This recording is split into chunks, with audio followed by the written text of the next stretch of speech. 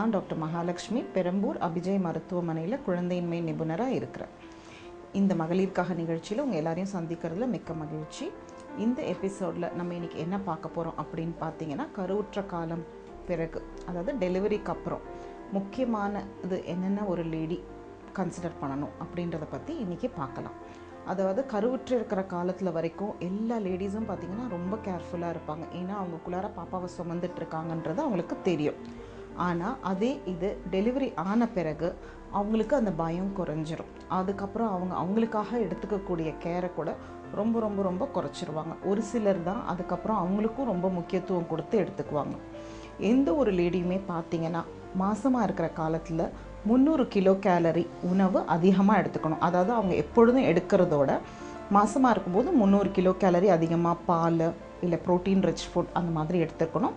அதே மாதிரி ஃபீடிங் டைமில் பாப்பாவுக்கு பால் கொடுக்குற நேரத்தில் 400 கிலோ கேலரி கண்டிப்பாக அதிகமாக எடுத்துக்கணும். இது எதுக்குன்னா ரீப்ளேஸ்மெண்ட். அவங்க பாப்பாவை ஃபீட் பண்ணுறாங்க. பாப்பா அவங்கக்கிட்ட இருக்கிற பால்லேருந்து ஃபுல்லாக வளர்கிறதுனால அவங்க வீக்காக போகாமல் இருக்கிறதுக்காக இந்த 400 கிலோ கேலரி டயட்டை கண்டிப்பாக அவங்க எக்ஸ்ட்ராவாக எடுத்துக்கணும். ஸோ இது இல்லாமல் மற்றது என்னென்ன அவங்க முக்கியமாக பண்ணிக்கணும் அப்படின்னு பார்த்தீங்கன்னா, லோக்கல் ஹைஜீன் ரொம்ப ரொம்ப முக்கியம். இவங்களுக்கு டெலிவரி ஆன பிறகு இந்த உதிரம் 6 வாரம் வரைக்கும் படலாம். ஸோ நிறைய பேர் 6 வாரத்துக்கு பேட் யூஸ் பண்ணுறதுக்கு யோசிச்சுட்டு துணி யூஸ் பண்ணுறவங்க நிறையா இருக்காங்க. ஸோ இதனால் என்ன ஆகும்னா, அவங்களுக்கு உடனடியாக எதுவும் தெரியாது. ரொம்ப மோசமாக இருக்கிற கண்டிஷன்ஸில் உடனடியாக ஃபீவர் இன்ஃபெக்ஷன் பியூப்பரல் செப்சிஸோட ரிப்போர்ட் பண்ணுறவங்க எல்லாமும் இருக்கிறாங்க. பட் ஒரு சிலருக்கு உடனடியாக அதோடைய பாதிப்பு தெரியாது. இது ஸ்லோவாக அவங்களுக்கு ஒரு 35-40 வயசு ஆகும்போது கீழ் வயிற்றில் அடிவயிறு வலி, இல்லை அவங்களுக்கு வெள்ளை ஓவராக படுறது, இல்லை தீட்டு விட்டு விட்டு படுறது, இல்லை அதிகமாக படுறது, அந்த மாதிரி சிம்டம்ஸோட பெல்விக் இன்ஃபெக்ஷனோட வருவாங்க. ஸோ மெயினாக என்ன நம்ம பார்க்கணும் அப்படின்னு பார்த்தீங்கன்னா, இந்த டெலிவரி டைமில் லோக்கல் ஹைஜீன் அவங்களுக்கு ரொம்ப முக்கியம்.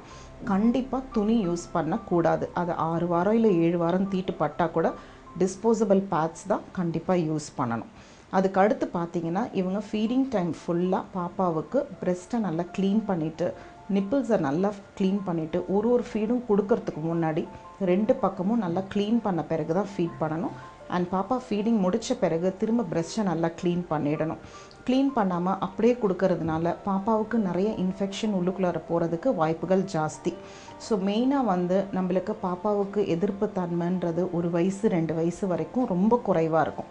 ஸோ அந்த டைமில் வெறும் எக்ஸ்க்ளூசிவாக பிரெஸ்ட் ஃபீடிங்கில் பாப்பாவை நம்ம மேக்ஸிமம் வச்சுட்டு, நம்ம முடிஞ்ச அளவுக்கு இந்த மாதிரி கொஞ்சம் ஹைஜீனிக்காக வச்சுருந்தோம்னா பாப்பாவுக்கு அடிக்கடி கோல்டு வர்றது, டயரியா வர்றது, இன்ஃபெக்ஷன் வர்றது, இதெல்லாம் கண்டிப்பாக நம்ம தவிர்த்துக்கலாம்.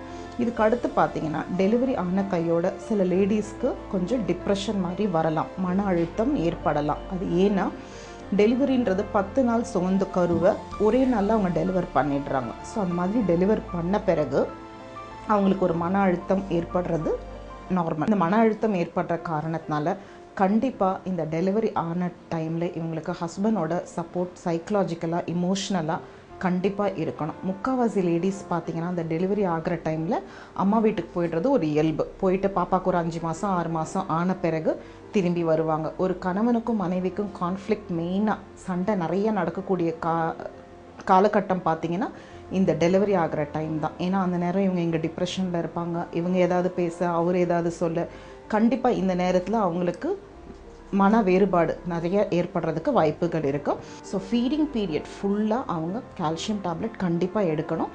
இந்த அயன் மாத்திரை கூட பார்த்திங்கன்னா, டெலிவரி ஆகி கண்டிப்பாக அவங்க 3 மாதத்துக்கு எடுக்கணும். டெலிவரி ஆன உடனே நிறைய பேர் அயன் டேப்லெட்ஸ் நிறுத்திடுவாங்க. ஆனால் இப்போ ஒரு நார்மல் டெலிவரின்னு பார்த்தோம்னா நம்மளுக்கு 500 ml பிளட் லாஸ் இருக்குது. ஒரு சிசரன் ஆப்ரேஷனில் நம்மளுக்கு 1000 ml 1 லிட்டருக்கு உண்டான ரத்தம் போயிடுது உடம்பு விட்டு. ஸோ இந்த ரத்தத்தை நம்ம உடம்பு திரும்ப மேக்கப் பண்ணுறதுக்கு கண்டிப்பாக 3 மாதத்துக்கு அயன் டேப்லெட் அவங்க எடுத்தே ஆகணும். அண்ட் இதை தவிர பார்த்திங்கன்னா, இந்த ஃபீடிங் டைமில் அவங்க வேறு ஏதாவது மெடிசன்ஸ் யூஸ் பண்ணுறாங்க அப்படின்னா கண்டிப்பாக ஏதாவது அவங்களுடைய பீடியாட்ரிஷனையோ இல்லை அவங்களுக்கு டெலிவரி பார்த்த அந்த மகப்பேறு நிபுணரையோ கண்டிப்பாக அவங்க கேட்டாக்கணும். ஏன்னு கேட்டிங்கன்னா, இதில் முக்கியமான சில ஆன்டிபயோட்டிக்ஸ், சில மெடிசின்ஸு பிரெஸ்ட் மில்க் வழியாக பாப்பாவுக்கும் செக்ரீட் ஆகும். ஸோ இவங்க எடுக்கிற மெடிசனை பாப்பாவையும் பாதிக்கும். ஸோ அதனால் கண்டிப்பாக எந்த ஒரு ட்ரக்கையுமே எடுக்கிறதுக்கு முன்னாடி அவங்க டாக்டர்ஸை கன்சல்ட் பண்ணிட்டு தான் எடுக்கணும். இதுக்கு அடுத்து ரொம்ப முக்கியமானது பார்த்தீங்கன்னா போஸ்ட்நேட்டல் எக்ஸசைசஸ். போஸ்ட்நேட்டல் எக்ஸசைசஸ்னால் என்னென்னா, இப்போ மாதமாக இருக்கும்போதே சில எக்ஸசைசஸ் சொல்லி தருவாங்க டெலிவரிக்காக. அதே மாதிரி டெலிவரி ஆன பிறகு அவங்களுக்கு வயிறு உள்ளார போகிறதுக்கு, திரும்ப மசில் டோன் பில்டப் ஆகிறதுக்கு, கர்ப்பப்பை நல்லா சுருங்கிறதுக்கு கண்டிப்பாக போஸ்ட்நேட்டல் எக்ஸசைசஸ் பண்ணணும். அண்ட் டெலிவரி ஆகி 6 வாரத்துக்குள்ளார பண்ணணும். அதில் நார்மல் டெலிவரி ஆனவங்கனாலும் சரி, சிசேரியன் ஆப்ரேஷன் பண்ணவங்கனாலும் சரி, கண்டிப்பாக இந்த எக்ஸசைசஸ் பண்ணணும்.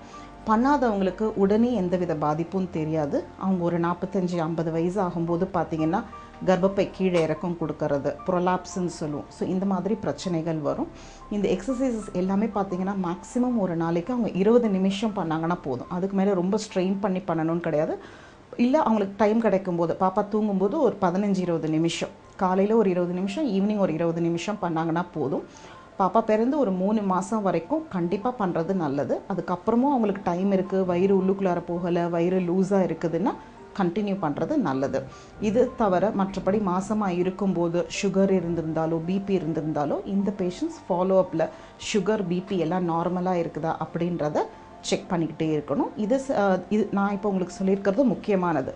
இதை தவிர சில முக்கியமான ஃபாலோஅப்ஸ் இருக்குது. அது உங்கள் டாக்டர்ஸ் உங்களுக்கு நீங்கள் டெலிவரி முடித்து போகும்போது உங்களுக்கு சொல்லுவாங்க. மிக்க நன்றி. நம்ம விறுவிறுப்பாக போயிட்டுருக்க எபிசோடோட எண்டுக்கு நம்ம வந்துட்டோம்.